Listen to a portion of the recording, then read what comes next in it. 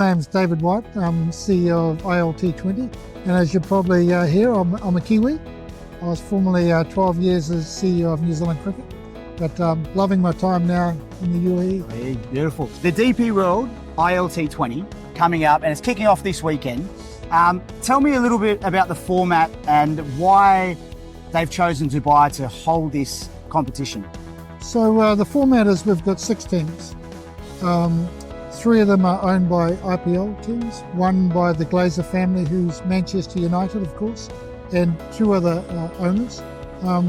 So it's globally 34 matches over 30 days. The difference with our league compared to the other leagues around the world is we've got 9 overseas players and 2 UAE players as well. So it's a fantastic competition, played at this beautiful stadium here. And Abu Dhabi and Sharjah as well. Beautiful. And what distinguishes the UAE to hold such a format, especially in the game of cricket? Yeah, I think what distinguishes this tournament compared to other big leagues is not only do we give opportunities to the local players, UAE players, but also we've got a number of associate country representatives playing as well. We've got players from Malaysia, we've got players from Scotland, Ireland, Netherlands, and Nepal. So we've got, it's a really good development competition, not only for the elite of world cricket, but also for aspiring players from associate countries as well. Yeah. And, you know, that's a great segue. I want to talk about youth development across cricket. Obviously, I'm an Aussie, you're a Kiwi. The sport of cricket in our respective countries is huge. Now we're looking into the Middle East, Asia, and Africa even. How do you see it over the next 5 years developing with the youth development, and how do competitions like this help march that forward? Yeah, no, it's a great question. So what we've done over the last 18 months is we've used the DP World ILT20 as a beacon for youth development. So we hold now a whole bunch of development tournaments, festival weekends, using the brand of ILT20. And so that the boys and girls in the UAE, and there's thousands of them playing cricket, identify with this brand, and they can aspire to maybe play in the league one day or just support the league. So that's really important. There's over 60,000 registered cricketers in the UAE. It's a big number. It's a huge number. And of course, thousands and thousands that play disorganised cricket or weekend cricket as well. So cricket's really big, but it's just bringing it together to give it a focal point. And the really exciting thing from my point of view is that the UAE players that have played in the competition are really developing their skills because they're playing with international superstars, learning on and off the field, and that's having a big impact on the performance of the national team. So let's talk about that for a second. So pathways from, say, the UAE in general. We're here. You've got club cricket, you've got, park cricket happening all across the country on the weekends. How do you think we can sort of, like you said, bring that all together in some sort of format where youth development sort of benefits from it and they're able to play in stadiums like this rather than, parks out in the middle of nowhere, where, like, I know for myself growing up playing rugby league, we were able to play curtain raisers before big games. They gave me the push as a young athlete to go, right, I want to keep working harder because eventually I want to end up in a stadium like this on an international stage. Absolutely. So what we do, interestingly, is before every match, an hour and a half before, or 2 hours before every match, we have 200 children playing on the field, boys and girls. So that's 34 matches, times 200. So it's over 6,000 kids are going to be playing on the stadium, which gives them a real link to the brand, but also they can feel what the stadium's like as well. And that was really successful last year. So that, in association with academy tournaments, is really important as part of the development of cricket in the region. Run by the Emirates Cricket Board, but we're using ILT20 as a beacon for it to focus, a little bit like they do in Big Bash, where they use the Big Bash teams as kind of the brand or the identity. And we're looking to do the same thing. Absolutely. So again, because we've just been around it, we're coming out of 2024. The Emirates Dubai Sevens is a big competition out here, as you know, and they've just recently put the sport of cricket involved amongst that 3-day tournament. Do you think maybe in the next couple of years where that could be basically a tournament fixture where, you know, the winners of a competition like that and several competitions end up in a stadium like this to have like a T20 or a big bash tournament from schools to clubs to, you know, like a festival type tournament for the youth to really thrive off, and cricket can be the main. Yeah, absolutely. Well, we do that now. Yeah. So we have reinstated the national secondary schools competition, which was dormant for 8 years. So now we have a whole bunch of secondary schools playing in a national tournament, culminating in a final, which they play at the academy.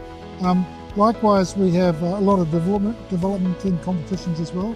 So I think the Emirates Cricket Board is doing a good job with that. But there is a lot of cricket played in this country. A lot of academies, a lot of grounds. I think there's 60, really high quality cricket grounds with turf wickets. So it's just bringing it all together. And I think we're making progress in that area. Awesome. And, going back to that, there's one thing TalentLockr will be doing over this year is, especially from Australia, New Zealand, countries that cricket thrives in, is to bring youth experience from these countries to countries like this one, emerging markets, to help build the game. And that's what we would love to see, over the next, 12 months to 2 years, is have those experiences. We're giving cultural experiences to, Australians, young Kiwis to come to the Middle East to obviously visit a new culture, experience it, soak it in, but then, pass down what they've been taught in academies on that side of the world to this side of the world. And again, with the Indian cricket market is the biggest in the world, we could do the same, from there. So I'd love to see sort of all of that working in synergy over the next couple of years to those opportunities. Absolutely. And the great advantage of here is we've got unbelievable facilities. Yeah. I mean, I think better than a number of the 4-member countries. I mean, the number of quality grass wickets, the ICC Academy is incredible. And look at this stadium. It's amazing. Yeah. Magnificent. It's amazing. So I love your concept. I think it's got real merit, and I think what T20 leagues have done around the world and what T20 cricket has done, it's just brought a whole new audience. And it's never been better for the players, to be quite honest. They've got so much opportunity to ply their trade around the world. And for these young boys and girls, the future is very bright. Absolutely. Last couple of questions. How do you think in the next couple of years, even starting this weekend, we get more eyes from other parts of the world on competitions like this to grow, obviously, the visual market, the market across the world, and then to have more teams get involved later down the line? Like you said, we could have youth tournaments prior to the big games being played. How some of the ideas that we could go? So from a broadcast point of view, we're very lucky that we're with Z, massive broadcast market. It's also on Fan Code, which is huge, and on Dream 11 in India with 240 million subscribers, massive. Wow. And so around the non-established markets around the world, people can watch it on YouTube. So it's very accessible to people to watch. And you're right. More people watching, more people enjoying. Can only grow the game. Yeah, because guys, like I was here last year, and I haven't been the biggest cricket fan growing up, but I came to a couple of games last year, and it was exciting. It was super exciting, and obviously you've got some of the biggest players on the globe playing in this format as well. Lastly, let's talk about some of the sponsors involved with the tournament. How much have these sponsors helped grow this tournament? Massive. Well, I've got DP World as our title partner.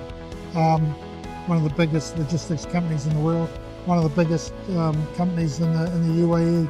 Unbelievable supporters.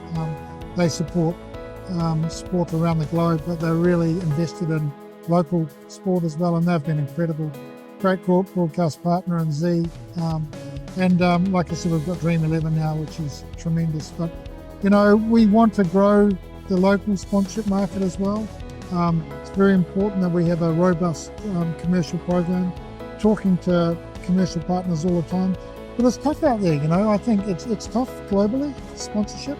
but we are making real progress. Yeah, that's great. And like with some of those numbers you just rattled off in terms of the viewership, especially in India, I mean, that's a huge market watching already. So in terms of gaining new sponsors, I think if the numbers are to be seen, it is a good format to be a part of. Absolutely.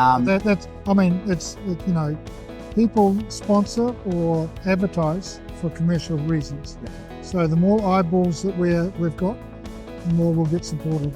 That's why we want to grow it globally and in India to make it more vibrant for them. Beautiful. Last question, mate. Give me your vision over the next 2 to 5 years for this tournament for cricket in the region, not only here in the Middle East, but sort of Africa, Europe. What would you like to see? My personal opinion is I think what's going to happen is that this league will be stronger in our region we've got here, but I think in time will expand through the Gulf.